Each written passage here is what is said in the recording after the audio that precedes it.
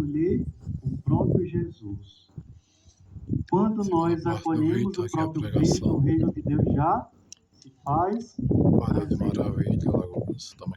Quando nós rejeitamos o próprio Cristo, nós dizemos que o reino está perdido. Não no sentido literal da palavra, mas o reino se torna perdido quando nós não acolhemos o próprio Cristo, que é o reino.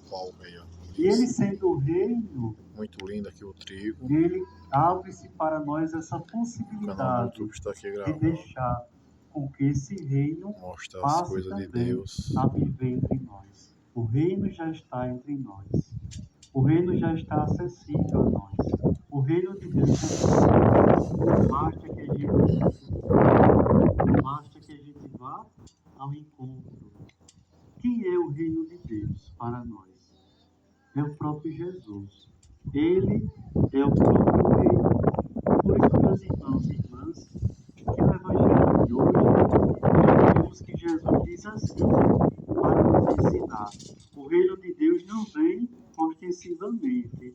Isto quer dizer aqui que o reino de Deus não vem de uma forma avassaladora. O reino de Deus não vem somente no futuro.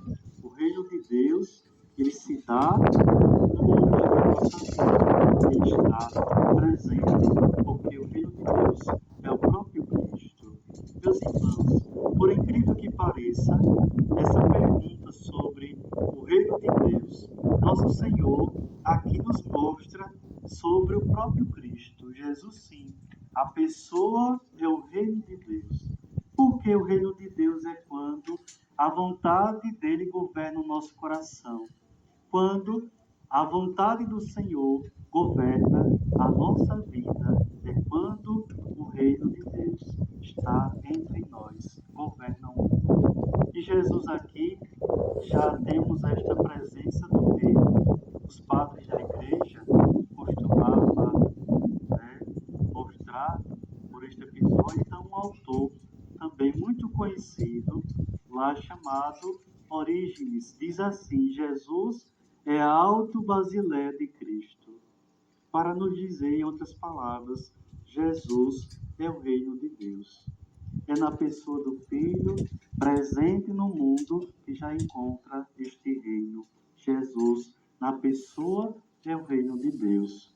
E no coração de Cristo, a vontade do Pai sempre foi soberana. No coração de Cristo, a vontade de Jesus coube aquela obediência que foi a fonte da graça para o mundo. Justamente pela obediência de Jesus, por ele ser o reino, que todos nós podemos assim participar deste reino. Este reino já está aqui. Quando nós, pela fé, meus queridos irmãos e irmãs, nós cremos no Senhor, já temos na dinâmica desse reinado. Quando nós, pela fé, cremos no Senhor e fomos batizados, o reinado de Deus já começou a crescer sobre a nossa vida. O reinado de Deus está em nós. É significativo que esta palavra esteja sob duas explicações para a sentença de Cristo. Primeiro, que ele é o reino de Deus, então ele já está presente, ele já está no meio de nós. A gente acha que o reino de Deus está muito distante. Parece que a gente nunca vai adquirir o reinado de Cristo. Por isso, nosso Senhor nos mostra que ao se encarnar, ele veio ao mundo para justamente o quê? Habitar no nosso meio. Ele veio armar sua tenda entre nós. Significa dizer que Cristo agora quis viver conosco, quis viver próximo de nós. Então, ele veio trazer o reinado de Cristo. Por isso, meus irmãos, o reinado de Cristo está muito acessível a nós. Nós podemos ver com os nossos próprios olhos o reinado de Cristo, porque ele é o mesmo rei que vem governar este mundo. Falamos que o mundo vai mal. É verdade, porém, esse reinado de Cristo a civilização do amor, em que vai falar o Papa João Paulo VI, só será possível quando o homem, novos com a mentalidade diferente, quando nós mudarmos o nosso jeito de pensar, não conforme o mundo, mas pensar na lógica de Deus. A lógica do mundo é muito diferente da lógica de Deus. Nós somos chamados a se adequar àquilo que nosso Senhor nos ensina. E como é difícil a gente sempre se adequar aos ensinamentos de Jesus, porque choca com os ensinamentos do mundo. O mundo tem uma linguagem diferente, nosso Senhor vem com a linguagem diferente. E como associar? Como nós diferenciar aquilo que é de Deus e aquilo que é do mundo? Olhe, meus irmãos, a gente, por ser batizados, devemos tomar uma decisão. Nós não podemos estar em cima do muro. É cristão dentro da igreja, quando estou fora da igreja, sou do mundo. A gente não pode ficar no meio termo. Sim, sim, não, não, foi nosso Senhor disse. Nós não podemos ficar em cima do muro. Nós temos que tomar uma decisão de ser ou não ser de Cristo. Pertencer ao reinado de Cristo ou não. Quem acolhe nosso Senhor, o reinado de Cristo já se faz presente. Quem rejeita o reinado de Cristo, como nosso Senhor bem disse, ele se perde. Está condenado. Nós temos a oportunidade de perder o reinado de Cristo quando o reino de Deus for a própria prioridade na vida dos homens. Lá fora, tudo se modifica. E é aí que nós entendemos a lógica de mudar o mundo. Como é que nós mudamos as pessoas? A partir de nós mesmos. Quando nós damos o exemplo fora com a nossa própria vida. E aqui não digo tanto com palavras, porque muitas vezes as nossas palavras, elas não contradizem com aquilo que nós falamos. A nossa própria vida, às vezes, vive ao contrário daquilo que a gente fala. E às vezes é um escândalo para as pessoas no mundo. E às vezes a gente não consegue trazer as pessoas para a igreja. Padre, por que as pessoas estão tão afastadas? Por conta da nossa culpa. Porque se a gente desse um exemplo de vida, se a gente fosse tão coerente aquilo que o Senhor nos ensina, de fato, as pessoas iriam se transformar também nesse reino de Cristo.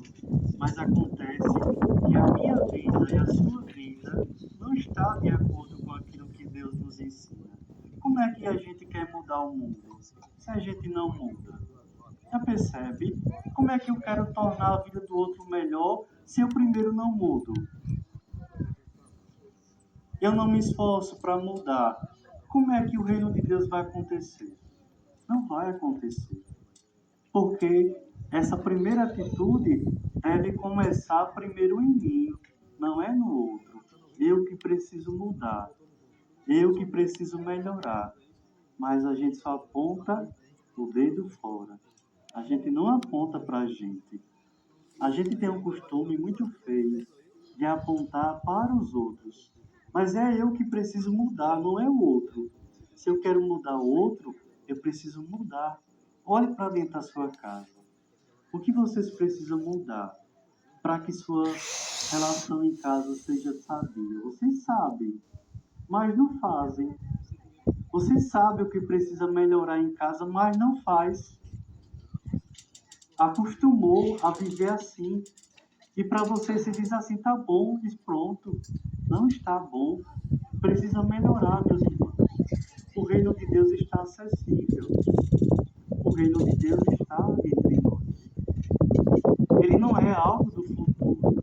Algo que a gente não consegue alcançar. Não, ele está acessível.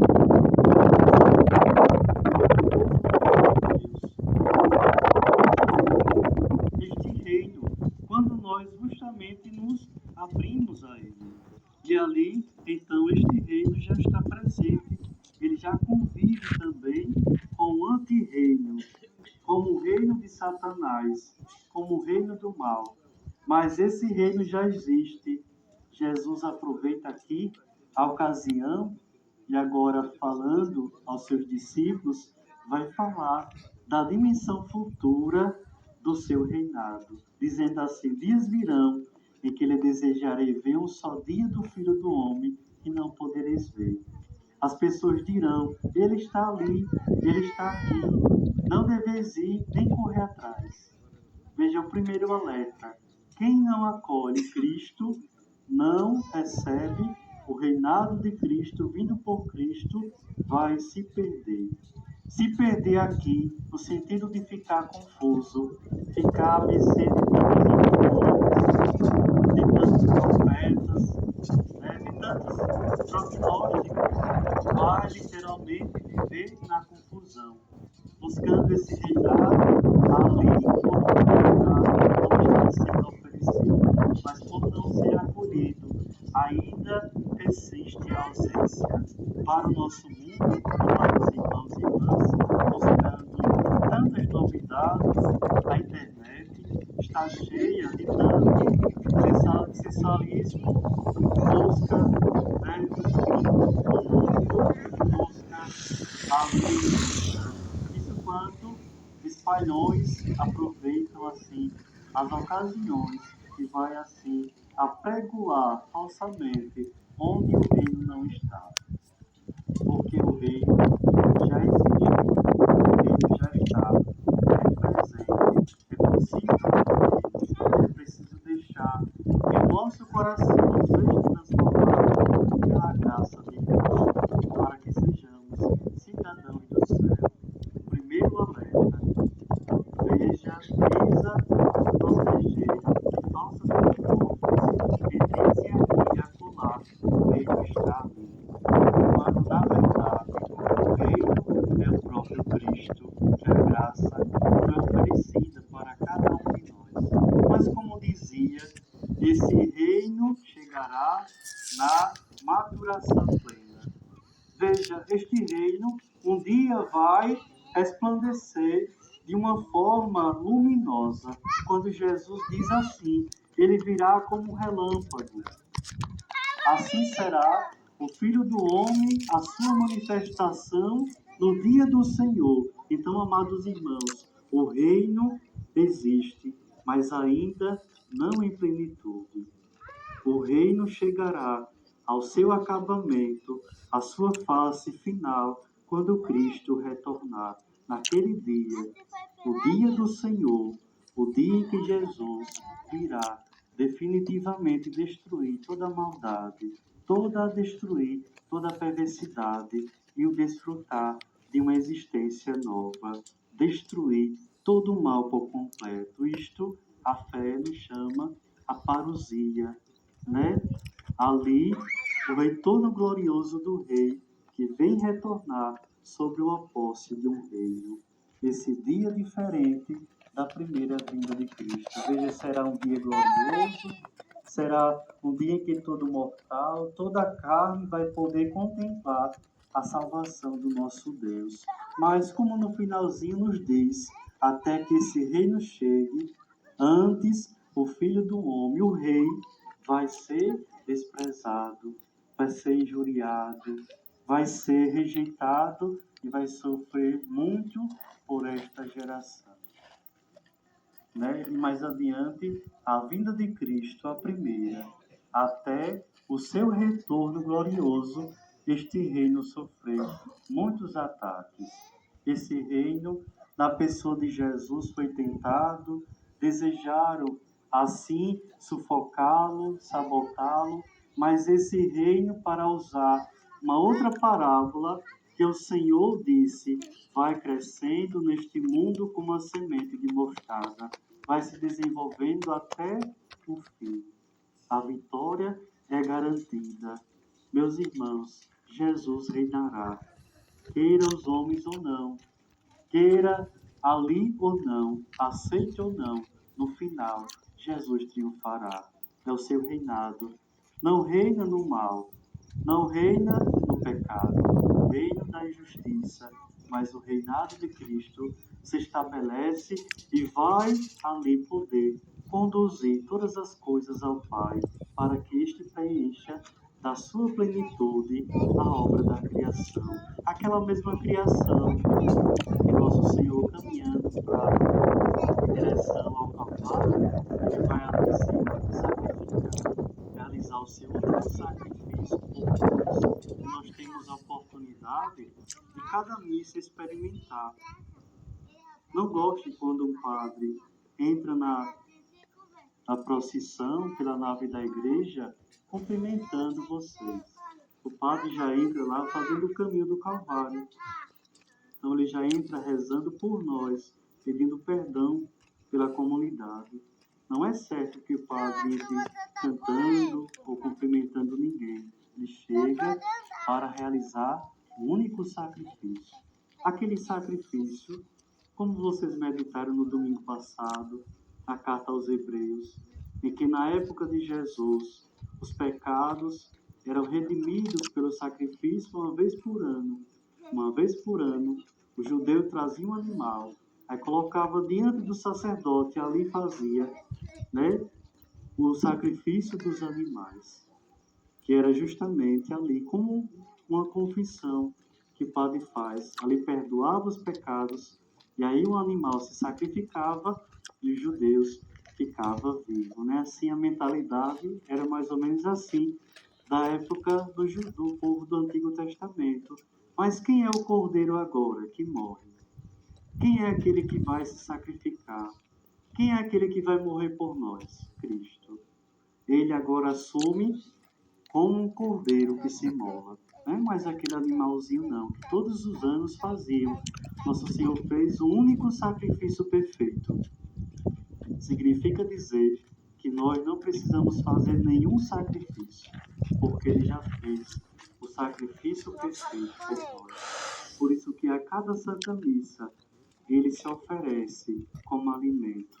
Aí onde é que está? Quando o padre começar a celebrar aqui, quando ele começar a erguer o cálice e a âmbula com a hóstia, o que a gente tem que fazer? Ofertar toda a nossa vida a Jesus. Tudo aquilo que temos e somos, os nossos sacrifícios, os nossos problemas, é aqui neste momento que nós vamos depositando diante daquele cálice e daquele pão, que ali é o corpo e o sangue de Cristo. É neste momento que nós somos chamados a ofertar toda a nossa vida. Nós não só ofertamos coisas, dinheiro, é mais do que isso. Não se importe quem traz a primeira quantia, seja gorda ou não, aqui o que importa é entregar a vida, não é as coisas. Lembre lá do domingo passado, os fariseus ficavam olhando perto do cofre quem era que depositava mais dinheiro.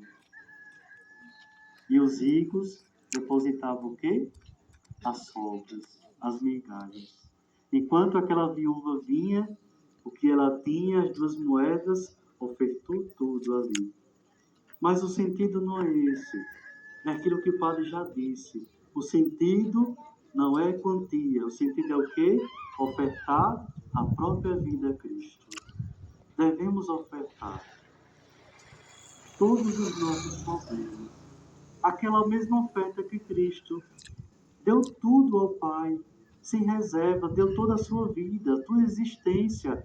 Ele entregou tudo o que ele era ao Pai. Veja que sacrifício, veja que entrega total, como a viúva deu tudo.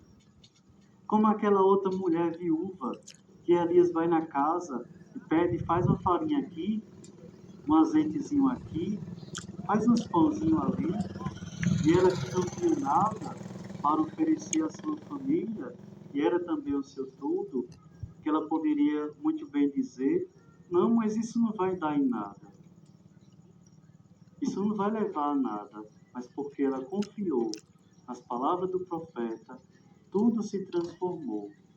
Deus não deixou faltar nada na sua vida. Não foi assim no Evangelho do domingo passado? Pois bem, meus irmãos, vamos entrar agora no Evangelho que nos incentiva a 2 atitudes hoje: acolher a este reino e padecer as demoras de Deus. Acolher ou este reino é tomar parte de uma salvação que é agora, mas que chegará à plenitude no futuro. Viver hoje na graça, viver hoje na presença de Deus, é deixar-se modelar pelo Senhor, é transformar a minha vida, deixar-se moldar pelos seus ensinamentos, é algo que vai desfrutando aqui neste mundo o reino, mas esse reino não está agora, não sabemos quando será repetindo, o Senhor levará a obra, né, da qual ele iniciou. Por isso a paciência, esperar as demoras do Senhor. Nossa Senhora das Graças, ela nos mostra muito bem isso, com os braços abertos. O desejo de Deus de derramar profusamente as suas graças, os seus dons, a sua bênção sobre cada um de nós. Hoje, aqui existe no mundo a desgraça, não é assim?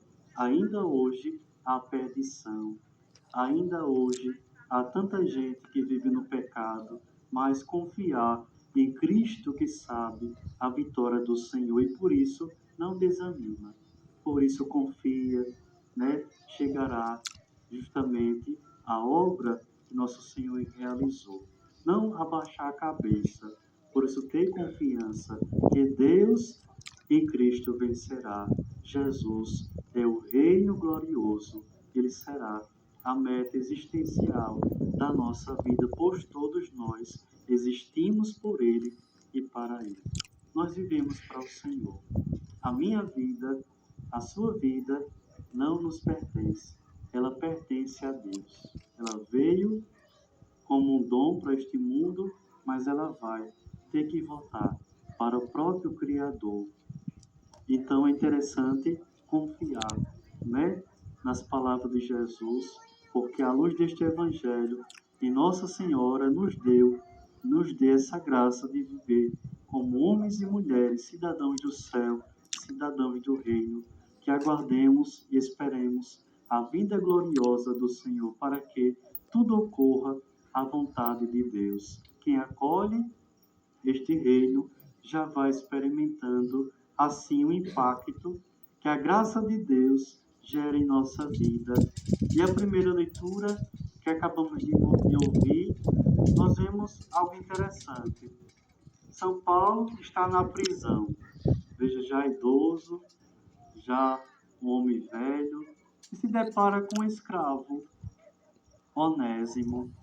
Onésimo era um escravo que foi preso e que Paulo fez o quê? Apresentou Cristo para ele.